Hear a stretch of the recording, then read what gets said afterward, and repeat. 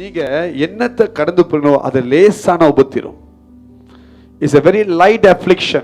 நீங்களும் நானும் கடந்து போறது இந்த பூமியில லேசான உபத்திரமா. It's a very light one. Hallelujah. Paul இந்த வார்த்தையை பயக்கிறார். என்ன சொன்னா, நம்ம கடந்து போறது லேசான உபத்திரம்.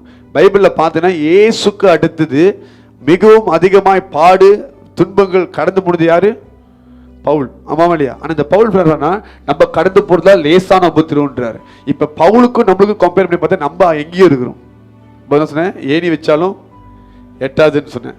ஸோ யூ மஸ்ட் அண்டர்ஸ்டாண்ட், பவுலே அவரோட வேதனைகளை பார்த்து சொல்றாருன்னா நம்ம கடந்து போறது லேசான உபத்திரம். ஹல்லேலூயா. பாருங்க, இன்னைக்கு நம்மள ஆராய்ந்து பார்க்கணும். நம்ம சொல்றோம் முடியல, என்னால தாங்க முடியல, என்னை ஏன் இப்படி பண்றாங்க, என்னை ஏன் இப்படி செய்யறாங்க, என்னை ஏன் போட்டு அழுத்துறாங்க, என்னை ஐயோ எங்கேயாவது போய் குச்சி சொத்துணும்னு தோணுது, எங்கேயாவது அடிப்பட்டு சொத்துணும்னு தோணுது. இந்த வார்த்தை நம்ம பாய்க்கிறோம். ஏன் பாய்க்கிறோம்? எதுக்கு பாய்க்கிறோம்? பிகாஸ் ஃப்ரஸ்ட்ரேஷன், எரிச்சல், தாங்க முடியல. ஓகே, ஓ என் தலையை போட்டு பிச்சுக்கலாம் தோணுது. நீ பிக்கிறதுக்கு ஒண்ணுமே இல்லாமல் பெருசு கூட சிக்கிறதுல வயசாக முடி குழிட்டு தான் போயிட்டு நம்மளுக்கும். இதெல்லாம் இந்த மாதிரி வேர்ட்ல நம்ம யூஸ் பண்றோம். எதுக்கு யூஸ் பண்றோம்? we can't take it, முடியல அப்படின்ட்டு. ஆனா பவுல் கடந்த போது நீங்க பாத்தீங்கன்னா நம்மளால ஒண்ணுமே இல்லை. பவுல் அவன் செய்யாத தப்புகளா அனுபவிச்சான், நம்ம பண்ண தப்பு நம்ம அனுபவிச்சுட்டு இருக்கோம். சொல்றது உங்களுக்கு புரியுதுங்களா? if you carefully look into this, நம்ம கடந்து போற பாதி பிரச்சனைகள், பாதியில் 99% சொல்லுவேன் நம்ம பண்ண மிஸ்டேக். நம்ம எங்கேயோ மிஸ்டேக் பண்ணியிருப்போம், அதனால நம்ம இதை கோ த்ரூ பண்ணிட்டு இருக்கிறோம். we being paid back for it. ஹல்லேலூயா. ஆனால் நம்ம என்ன சொல்றோம்? முடியல ஆண்டவரே, ஏன் என் ஜீவனை எடுத்துக்கொள்ளும்.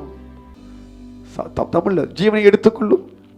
என்னை சூசைட் கூட பண்ண, சில பேர் சாப்பிட்றதுக்கு பயம், சூசைட் கூட பண்ண விட முடியல, அதை நான் பண்ணியிருப்பேன்னுவாங்க. எல்லாத்துக்கும் பிரச்சனை இருக்குது, எல்லாத்துக்கும் போராட்டங்கள் இருக்குது. ஆனால் நான் சாக போறேன். மேபி உங்களுக்கு அது நடக்காது, அது உங்க பிள்ளைங்க அனுப்பிப்பாங்க. சொல்லி உங்களுக்கு புரியுதுங்களா? வாழ வேண்டிய வயசுல போறதாக இருக்கும். So be careful with your words. அந்த வார்த்தை எவ்வளவு தவறுன்னு சொல்லி கர்த்தர் உன் பிள்ளைங்க வாழ்க்கையில் காமிப்போது அப்போ உனக்கு புரியும். ஒருவேளை அந்த வார்த்தையை பாய்ச்சிருந்தீங்கன்னா மன்னிப்பு கேளுங்க. அண்ட் இந்த வார்த்தையை அறிக்கை, இன்னும் renounce the words, அண்ட் இந்த வார்த்தையை பாய்ச்சி என்ன மன்னிச்சிருங்க. Because why it happens, your confession. நீ எதை அறிக்கை எடுக்கிறியோ அதை தான் நீ பெற்றுக்கொள்ளுவேன். சும்மா அந்த வார்த்தையை யூஸ் பண்ண கூடாது. ஹல்லேலூயா. ஏன்னு கேட்டா வாழ்க்கையில அழுத்தங்கள் தாங்க முடியலையா? பாருங்க, பவுலோட முந்தின வாழ்க்கை நீங்க பாத்தீங்கன்னா நல்ல ஒரு படிச்சவனாக இருக்கிறான், அவனுக்கு எல்லா திறமையும் இருக்குது. அவனுக்கு இயேசுவை பிடிக்காது. பவுலுக்கு இயேசுவை பிடிக்காது. யாரெல்லாம் இயேசு பேருக்கோ அவங்களாம் போய் தரத்தை நிறுத்திருந்து சாக அடிக்கிறதுக்கு, கட்டி எரிக்கிறதுக்கு, ஸ்தேவானே சாக அடிச்சுட்டு கூட அவன் தான் அது இது பண்றான். நான் தான் அவனை கொண்டுன்றான். he take charge. அவன் ரத்தத்துக்கு நான் காரணமா இருக்கேன் அப்படின்றான். ஸ்தேவான் யாரு? பயங்கரமான விசுவாசி. அவனை கல்லால் அடிச்சு சாக அடிச்சுட்டு நிக்கிறான் போயிட்டு. ஆனா கர்த்தர் இந்த பாவி பவுல் என்ற இந்த பாவி தான் மனம் இறங்கி இவனை ரட்சிப்புக்குள்ள கொண்டு வருகிறார். அப்ப ஒரு காலத்துல இவனுக்கு பெரிய மரியாதை இருக்குது. இஸ்ரவேல் நடந்து போகும் பொழுது எல்லாம் அவனை பார்த்து பவுல் வரான், சவுல் வரான், தர்சூஸ் சவுல் வரான் அப்படின்னு சொல்லி அவனுக்கு அப்படி ஒரு மரியாதை. அவன் ஸ்ட்ரிக்டா அந்த யூதரோட எல்லா ஸ்கிரிப்சர்ஸும் ஃபாலோ பண்ற ஒரு மனுஷன். ஓகே, அவனுக்கு இருக்க டீச்சர் யாரா? கமலியேல். அவன் ரொம்ப ஸ்ட்ரிக்டான ஒரு டீச்சர். அவனுடைய இதுல கரெக்டா ஃபாலோ பண்ணி நடக்கிற ஒரு மனுஷன் இந்த சவுல், பவுலாக மாறின இந்த சவுல். அப்ப இவன் வாழ்க்கையில எல்லாமே இருந்துச்சு. ஆனா இயேசுக்குள்ள வரும் பொழுது அங்கதான் அவனுக்கு பாடுகள் அனுபவிக்க ஆரம்பிக்கிறான். கிறிஸ்துக்குள்ள வந்ததுக்கு அப்புறம் லைஃப் ஸ்மூத்தா மாறல தெரியுமா? அவன் லைஃப் அப்பதான் பெரிய ஆபத்தாவே மாறுது. You have to go through this. Your life is not easy as others. மற்றவங்களுக்கு இருக்கிற மாதிரி உங்க வாழ்க்கை இருக்குது. எல்லாமே உங்களுக்கு ஈஸியா நடக்காது. You have to face the hardship. Hallelujah. So இதுதான் நீங்க புரிஞ்சுக்கணும். அப்ப பவுலோட வாழ்க்கையில அவன் எதெல்லாம் யாருமே கடந்து போயிருக்க மாட்டாங்க, இது எல்லாத்தையும் கடந்து போக ஆரம்பிச்சான். He went through so much of pain. Hallelujah. இப்ப நான் உங்கள்கிட்ட கேட்கிறேன், உங்க குடும்பத்தில் நடக்கிற பிரச்சனைங்க, கடன் பிரச்சனைகள், வியாதிகள், தனிமை, புறக்கணிப்பு, இது எல்லாத்தையும் பார்க்கலாம் பவுலோட பெருசா இல்லையா? இப்ப பவுல் அந்த இவ்வளோ காலத்தை கடந்து போய் என்ன சொன்னா, இதெல்லாம் லேசான உபத்திரவுன்றான். இவ்வளோ கோத்ரூ பண்ணிட்டு என்ன சொல்றான்னா, இதெல்லாம் லேசான உபத்திரவு. உங்களை ஒரு ஆள் ரிஜெக்ட் பண்ணதுக்கு ஐயோ மனசு உடஞ்சு போச்சு முடியலன்னு சொல்றீங்க, ஆமாவா இல்லையா? அவன் இவ்வளோ கோத்ரூ பண்ணிட்டு இதெல்லாம் லேசான உபத்திரவு. Is nothing compared to the glory that is about to come. வர இருக்கிற மகிமைக்கு இது ஒப்பா வைத்து பார்க்க முடியாது என்று சொல்லுகிறான். நம்ம அதிகமா சொல்லணும், இது எறும்பு கடி கூட இல்லை. இது சும்மா ஒரு காற்று தூசி, நம்ம கடுவு காற்று தூசின்னு நான் சொல்கிறேன். ஆங்கிலத்தில் வந்து லைட் அஃப்ளிக்ஷன் அப்படின்னா பாரமே இல்லை, பாரமே இல்லைன்னு போட்டிருக்கேன். ஆமாம் இல்லையா? பட் தமிழில் லேசான எப்படி ரொம்ப லேசா, வெரி லைட், யூனோ, அது வந்தது போடுது, அந்த மாதிரி தான் நம்ம கோத்ரூ பண்ணுறோம். But how do we react? வந்தது லேசானது, நம்ம ரியாக்ட் பண்ணுறது சுனாமி வந்த மாதிரி. சுனாமி வந்தால் எப்படி நம்மள ஓடும், அந்த மாதிரி ஆயிடுறோம். நல்லா ஆராய்ந்து பாருங்க. இந்நேரத்துக்கு ரசிக்கப்பட்டு இந்நேரத்துக்கு நீங்கள் பெரிய பெரிய மலைகளை கடந்திருக்கணும், சமுத்திரத்தை கடந்திருக்கணும். நீங்கள் இன்னமும் கரை ஓரத்தில் நின்றுக்கிட்டு ஐயோ தண்ணி ஐயோ தண்ணின்னு குதிச்சுக்கிட்டு இருக்கிறீங்க. கரை ஓரத்தில் தண்ணி ஏறி இருந்துச்சுன்னா பிள்ளைங்க குதிப்பாங்க திரும்ப, தண்ணின்ட்டு அப்படி தான் இருக்கிறீங்க. பார்க்க போனால் கடலால் நீ போயிருக்கணும், இந்த ஏஜுக்கு இந்த லெவலுக்கு போயிருக்கணும். நீ தண்ணி வந்ததே ஓடுற, திருப்பி கரைக்கு ஓடுற. ஹல்லேலூயா. டிஃப்ரென்ஸ் இருக்குது. Greater anointing demands to go more deeper in the Lord. பெரிய லெவலுக்கு நீங்கள் ஆண்டுக்குள்ளே வரணும்னு ஆசைப்படுறீங்க. கர்த்தர் உங்கள்கிட்ட சில பேர் ஏன் ஆண்டவர், ஏன் பாஸ்டர் ஆண்டவர் வந்து என்கிட்ட முகமுகமாக பேச மாட்டாரு, மோசிட்டு இப்படி தான் பேசுவேன், நீ அந்த மாதிரி கடந்து போவியா? போக மாட்டேன். ஆமாம் இல்லையா? நம்ம பெருசாக எதிர்பார்க்குறோம், நான் ஆண்டவர் முகமுகமாக பார்க்கணும். சில பேர் சொல்லுவோம் நான் பார்த்தேன், ஆனால் அவங்க வாழ்க்கை ரெஃப்ளெக்ஷனே இருக்காது. கர்த்தரை சந்திச்சவர்கள் என்ன கடந்து போனாங்க பாருங்க பைபிள்ல. You will understand. Hallelujah. That's why people come and tell me, நான் இயேசுவை பார்த்தேன்னா யோசிப்பேன், நீ என்ன கடந்து போயிருப்பேன்னு யோசிப்பேன். அவங்க பேக்ரவுண்டை பார்க்கும்போது நம்மளுக்கு தெரியும், இது ஒன்றுமே கடந்து போகல, அவ்வளோ ஈஸியாக அந்த ஒன்று காமிச்சிருவாரா? மேபி ஒரு வாட்டி காமிச்சிருவார், ரட்சிப்புக்கு காமிப்பார்.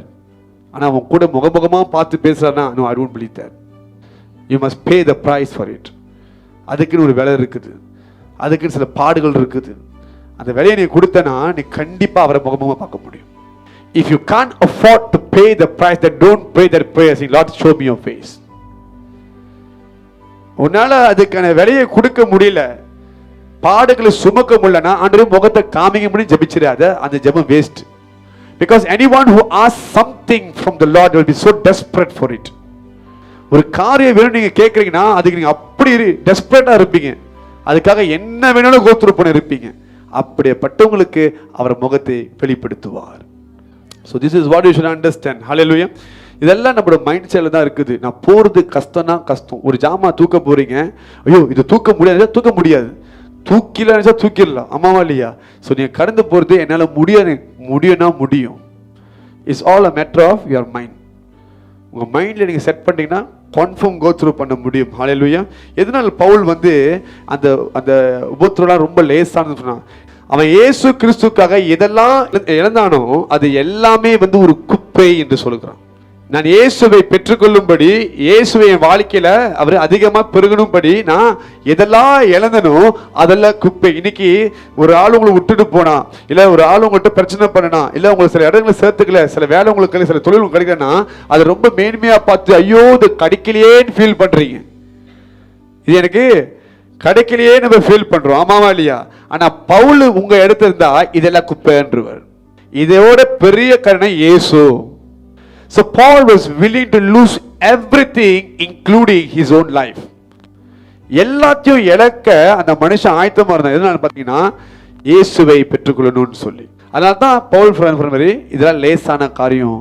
இன்னைக்கு நம்ம என்ன பண்றோம், நம்ம அழகா வைத்துக்கணும், ஓகே, நம்ம முகம் நல்லா இதாக இருக்கணும், பிம்பிள்ஸ் வரக்கூடாது, முகத்தை குழி விழுந்துடக்கூடாது சொல்லி நிறைய ட்ரீட்மெண்ட்லாம் பண்ணுறோம். ஆனால் இந்த மனுஷன் 195 அடி வாங்கியிருக்கான் உடம்புலலாம்.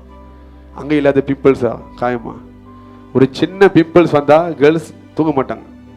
ஐயோ அசிங்கமாக இருக்குது, இது எப்படியாவது போயிடுமா, அந்த ப்ரோடி இந்த ப்ரோடி அப்படி பார்க்குறீங்கம்மா இல்லையா? But these men had marks all over the body. Having marks is not that easy. உங்க சொல்லுறது புரிதுங்களா? மார்க்ஸை பார்த்தா எவனா கொலகனா இருப்பானோ, பெரிய ஆளாக இருப்பானோ, பெரிய கேபிள் குவாட் போலுக்கு. இப்போ நீங்கள் ஒரு மனுஷன் சட்டையை கழட்டி நடக்கும்போது பின்னாடி 2 வெட்டு இருந்துச்சுன்னா ஐயோ பயங்கரமான ஆள் போலுக்கு. இப்போ பவுல் நடக்கிற இடத்துலலாம் சில இடங்களில் அவன் சட்டையை கழட்டும் பொழுது என்ன நினச்சிப்பான் அவனை பார்த்து, நீ உடம்புல இவ்வளோ தழும்பு வச்சிருக்கிற, நீ ஏதோ சேட்டையான ஆளாக தான் இருப்ப, கண்டிப்பாக அவனை அதனால தான் அடிச்சிருப்பானுங்க, நீ வந்து இயேசு பற்றி பேசுறியா? நம்ம எல்லா பக்கமும் யோசிச்சு பார்க்கணும் இந்த காரியத்தை. அவன் எப்படி கோத்ரூ பண்ணியிருப்பான் அந்த காரியத்தை. அவன் சொல்கிறான் லேசான உபத்திரம்ன்றான். It is nothing. அதான் இதெல்லாம் நம்ம நம்ம நம்ம பெருசாக பார்க்குறோமோ, மேன்மையாக பார்க்குறோமோ, அதெல்லாம் அவனுக்கு ரபிஷாக இருந்துச்சு. அதனால தான் ஹி வாஸ் ஏபிள். எவன் ஒருவன் பூமியை உலகத்தை நேசிக்காமல் இருக்கணும், அவனால் இதெல்லாம் கடந்து போக முடியும். If you don't love this world, but only love God, இதெல்லாம் லேசான உபத்திரம். People reject you, nothing for me. People don't want you, nothing for me. வேணான்னு சொல்லிட்டாங்களா, அது ஒன்றும் விஷயம் இல்லை, பெரிய விஷயம் இல்லை, இதெல்லாம் குப்பை. கர்த்தர் என் கூட இருக்கிறார், கர்த்தர் என் கூட இருக்கிறார், அது உங்களுக்கு பெருசாக தெரியும். You will not run for the approval of men anymore. You will run only for God. So இதெல்லாம் worthless. என்னை கேட்டா, what is causing us pain today is worthless. Nothing. நீங்கள் எவ்வளோ அதை சேவ் பண்ணிச்சனோ அது ஒரு நாள் எல்லாமே போயிடும். This is what you should understand. Pavul வந்து அநேக லெட்டர்ஸ் எழுதும்போது நம்ம வாசிக்க எல்லாமே வந்து most of it are written in the lockup, prisonல. ஓகே, ஜெயிலில் இருந்து தான் அவன் சந்தோஷமான லெட்டர்லாம் எழுதியிருக்கிறான். பிலிப்பியர் 4:4 எழுதப்பட்டிருக்கு, கர்த்தருக்குள் எப்போதும். இந்த வார்த்தை அவன் எங்கத்தமா இருக்கிறான், ஜெயிலில் இருக்கிறான், பிரிசனில் இருக்கிறான், அங்கே எழுதுறான், கர்த்தருக்குள் எப்போ சந்தோஷமா இருங்க அப்படின்ட்டு. இமேஜின் நம்ம என்ன பண்ணியிருப்போம், ஐயோ எப்படா வெளியே வருவோம்னு பார்ப்போம். ஆனால் அந்த நேரத்தில் கூட எல்லாத்தையும் சந்தோஷமா இருக்க சொல்கிறான். அவன் எப்படிப்பட்ட ஒரு மைண்ட் செட்டில் இருந்திருப்பான், என்ன மாதிரி ஒரு மென்டாலிட்டி அவனுக்குள்ளே இருந்திருக்கும். his only thing is about God's kingdom. So இன்னைக்கு நீங்கள் கருந்த பொறுத்தை பார்க்கும் பொழுது நினைக்கணும், லேசான உபத்திரம் மனிதனை